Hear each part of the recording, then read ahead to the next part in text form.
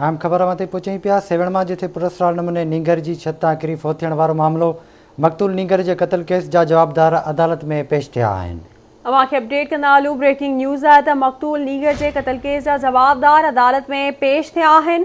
अदालत 7 ॾींहनि जे जिस्मानी रिमांड ते जवाबदारनि खे पुलिस हवाले करे छॾियो आहे।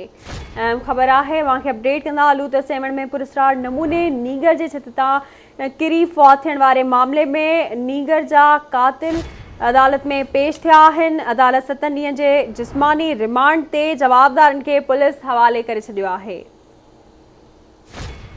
ख़बर हमारे पहुंचा रहा आहियूं। सेवण भरिसां पुरस्कार नमूने नींगर जे छत तां किरी फौत थियण वारे मामले में मक़तूल नींगर के कत्ल केस जा जवाबदार अदालत में पेश थिया आहिनि। अदालत 7 ॾींहनि जे जिस्मानी रिमांड ते जवाबदारनि खे पुलिस हवाले करे छॾियो आहे।